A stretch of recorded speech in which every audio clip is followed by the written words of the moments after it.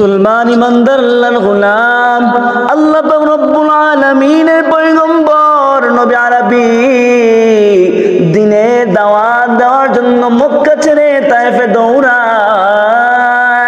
তায়েফের লোকদেরকে দাওয়াত দেয়, ডাক দিয়ে বলে, ও তায়েফবাসী শুনো, বলো আল্লাহ বলতে এক, আল্লাহ এক, আল্লাহ এক, আল্লাহর সাথে কোনো শরীক নাই। আমি মুহাম্মদ আল্লাহর পক্ষ থেকে প্রেরিত রাসূল।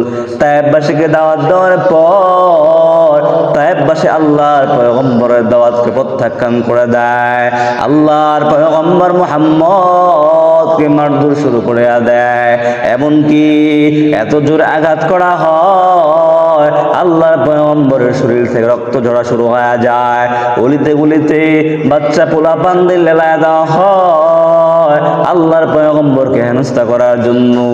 আল্লাহর পয়গম্বর নবী মুহাম্মদুর রাসূলুল্লাহ সাল্লাল্লাহু আলাইহি ওয়াসাল্লাম কে তো পরিমাণ মারা হয়। পয়গম্বর নবী আরবী মুহাম্মদুর রাসূলুল্লাহর শরীর থেকে রক্ত পড়তেছে। আল্লাহর পয়গম্বর তারপরও বদদুয়া করেন নাই, কারণ রহমাতাল লিল আলামিন হলো দুনিয়ার জন্য রহমত স্বরূপ, দুনিয়ার জন্য গজব স্বরূপ না। আল্লাহর পয়গম্বর নবী মুহাম্মদ শরীর থেকে রক্তগুলো পুছতেছে, একের পর এক মুছতেছে, মুছতে মুছতে এমনভাবে মুছতেছে যেন এক ফোঁটা পরিমাণও রক্ত জমিনে না পড়ে।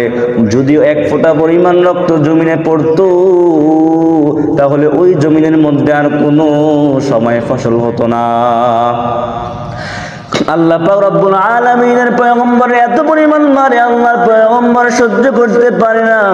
আল্লাহ পাক রব্বুল আলামিনের কাছে দেয় বলে, আল্লাহ আমারে মারে,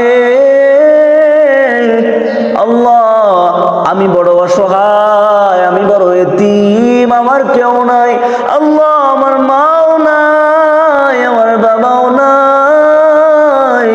আল্লাহ পাক রব্বুল আলামিন ডাক দিয়ে বলে, পয়গম্বর চিন্তা করবেন না, আমি আল্লাহ আপনার সাথে আছি, লা তাহজান ইন্নাল্লাহা মা'ানা। আল্লাহ পাক রব্বুল আলামিন অভয় দেয়া বলতেছে, পয়গম্বর আপনি তো হলো রহমত স্বরূপ, দুনিয়াবাসীর জন্য আপনি রহমত।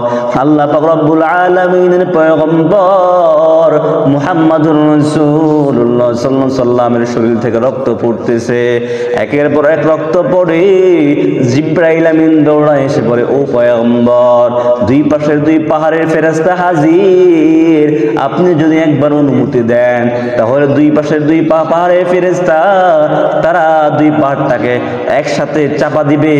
চাপা দেওয়ার কারণে এই মধ্যখানে তায়েফবাসী ধ্বংস হয়ে যাবে। আল্লাহর পয়গম্বর মুহাম্মদুর রাসূলুল্লাহ জানায় দেয়, না না, এই তায়েফবাসীকে ধ্বংস করা যাবে না। তারা বুঝে না, তারা বুঝে না, না বুঝিয়া তারা আমার উপর অত্যাচার করতেছে। তারা যদি বুঝতো, তারা যদি জানতো কতই না ভালো হতো। তারা জানে না, তারা বুঝে না তো কি হয়েছে, তাদের পরবর্তী প্রজন্ম যারা আসবে তারা তো বুঝবে, আল্লাহ পাক তাদেরকে হেদায়েত দান করবে। এই জন্য না, তাদেরকে মেরো না, কারণ আল্লাহ পাক তো আমাকে জগতের জন্য রহমত স্বরূপ বানায় পাঠাইছে। আল্লাহ পাক রব্বুল আলামিন তামাম জাহানের জন্য রহমত দান করেছে, এখন তাদের জন্য আমি গজবের কারণ হতে চাই না। মুসলমান ইমানদার আল্লাহর গোলাম, আল্লাহর পয়গম্বর তারপর উম্মতের জন্য কত কষ্ট না করেছে। মক্কায় কাফেররা মারে, তায়েফেও কাফেররা মারে, তারপরে মুসলমান আল্লাহর পয়গম্বর সহ্য করতে পারে না, মক্কা থেকে মদিনায় হিজরত করে ফেললো। মুসলমান তবু ইসলামের দাওয়াত ছাড়ে নাই, উম্মতের দরদি আমাদেরকে ভুলেন নাই। আল্লাহ পাক রব্বুল আলামিন এই এমন একটা নবী দান করেছেন আমাদেরকে, যেই নবীটা আমাদের জন্য নয় বরং তামাম গোটা পৃথিবী, গোটা জগতের জন্য রহমত স্বরূপ।